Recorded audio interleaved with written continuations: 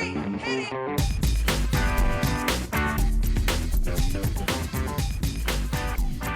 Good morning, good afternoon, good evening, and welcome to today's Caffeine for the Soul. And today I wanted to talk about something that kind of first came to mind when I saw the Kenneth Branagh remake of Murder on the Orient Express.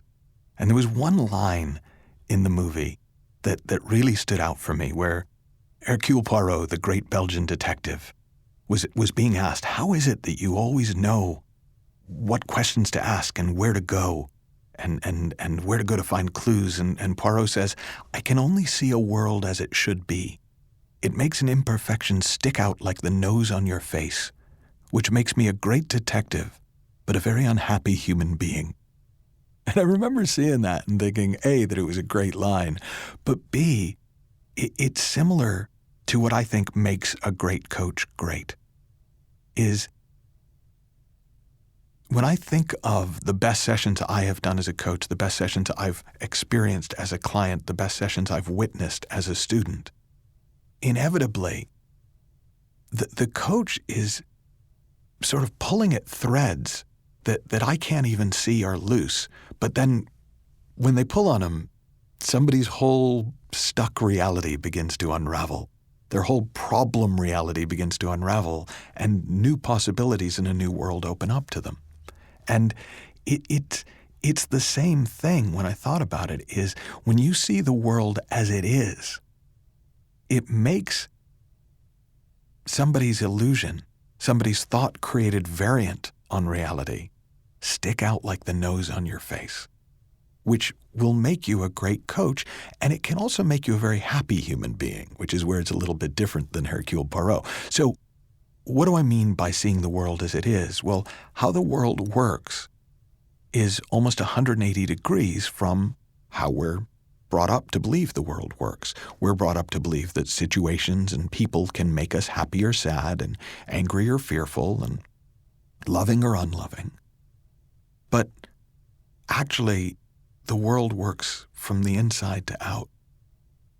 Our experience of life is a projection of thought, made real by the screen of our consciousness, by the special effects department in our mind, so that we experience it through the senses, and then guided by this intelligence, this underlying order, this implicate order to the universe.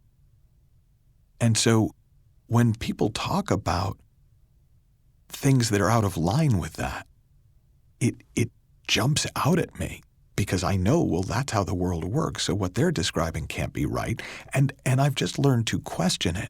And that questioning incongruity, that's what begins to show the threads that you can pull on, that begin to unravel and transform. And I'll give you a couple examples. The first time I really saw it was very early in my study of the inside-out understanding, and I'd brought in George Pransky, who to this day is a dear friend and mentor, and he was doing a session in front of the room with a guy who had writer's block.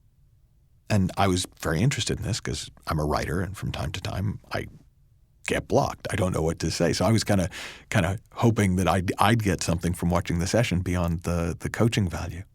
Well, George genuinely seemed puzzled by what this writer's problem was.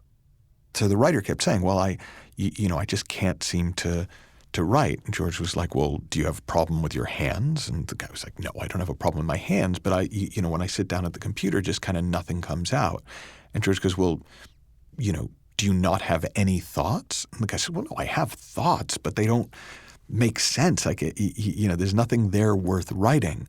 And so George is listening, and you can tell that he's trying to understand. And I'm watching, and I'm going, what does George not understand about this? And to the point where I'm about to interrupt the demo to explain to George what writer's block is and how it works. Now, fortunately, I knew enough not to actually do that. But I was watching this session just baffled at why George was baffled. And finally, the writer in frustration said, I haven't written more than one chapter in 7 years. And we're all laughing, watching. And George still looks baffled. He still looks puzzled. And he says to the guy, what makes you think that's anything more than you're being terrible at predicting how long something should take? Now, I think every one of us in the room had an epiphany in that moment. I'm not saying we all saw the same thing, but we were all so sure we knew what was going on that it took somebody who didn't see the world the way we did, who saw the world as it is, not as it appears, in order to kind of spot the obvious, which was there's no set amount of time that it should take to write anything. But when we tell ourselves we should be able to write every time we sit down, or it should take no longer than this amount of time to write something, we turn reality into a problem. Now, George didn't have to know anything about writing. As it happens, I know he's written books, so he does know something about writing. But all he had to know in order to pull on that thread was that something was off about the way this writer was understanding his reality, was understanding his world. Now, I'll give you a different example, a flip of it. Early in my career, I was looking for coaches, and I was very impressed by the work of Don Miguel Ruiz, who wrote the Four Agreements. And he wasn't available for one-on-ones, but I found one of his apprentices who did do one-on-one work, and I reached out to them, and I told them what I was working on. And one of the things that I mentioned that I was working on was that I really wanted to get to a point where I didn't have to work for money, where my money did the work and I could just do my work. And, we would live parallel lives, but separately. And I remember the apprentice said to me, kind of laughed and said, "Yeah, that'd be nice," as if it was the most ridiculous thing that anyone had ever said. And I thought, well, if the world looks as stuck to you as it does to me, you can't help me. So that apprentice happened to be stuck in the same thought-created illusion as I was. So they didn't see the thread waiting there to be pulled. Give you a third example, one I've shared before, but I worked a number of years ago, almost 10 years ago now, with a coach named Steve Hardison.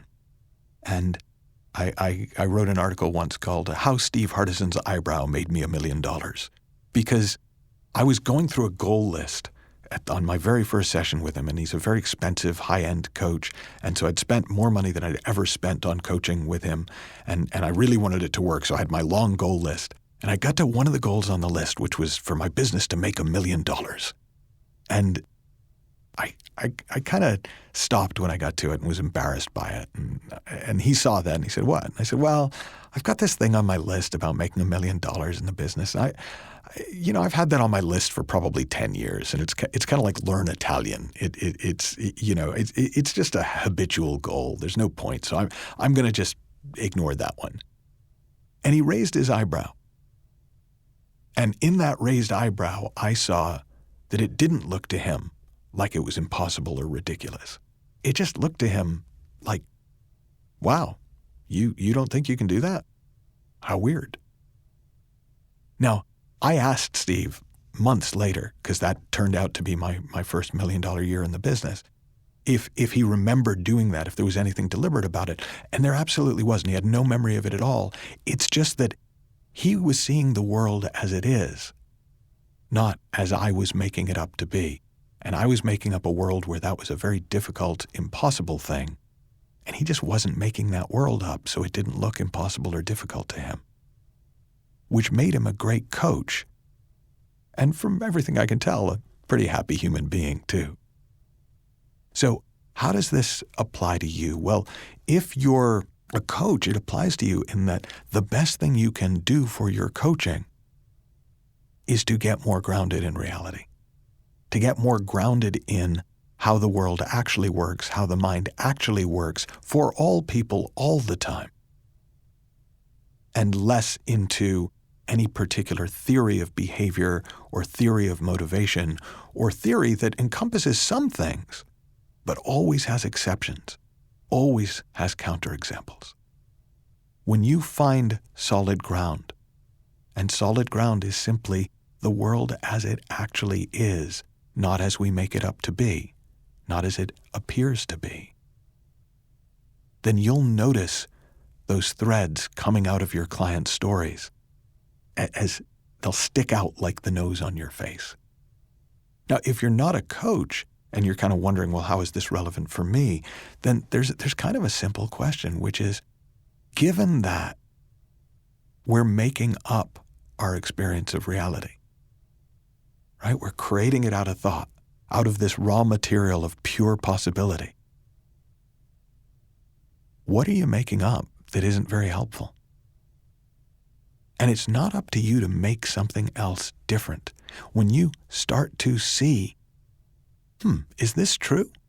Is this really difficult? Is this really stressful? Is this really where I'm feeling all this pressure from? Or is that just a creation of my own imagination? Is that just the feeling of my thinking in this moment? Then those threads will start to unravel. And you'll find yourself more and more available to life as it is, to the pure creative potential of mind as it is. And that openness will allow you to be filled up not only with feelings of presence and well-being, but with creative ideas, new possibilities. And it's difficult to explain if you haven't experienced it, but just the colors get brighter. You're walking in the same world, but it looks completely different because you're seeing it more as it is, less as it appears to be. And anything that's incongruous with that will stick out like the nose on your face. Have fun. Learn heaps, happy exploring, and I'll talk with you soon.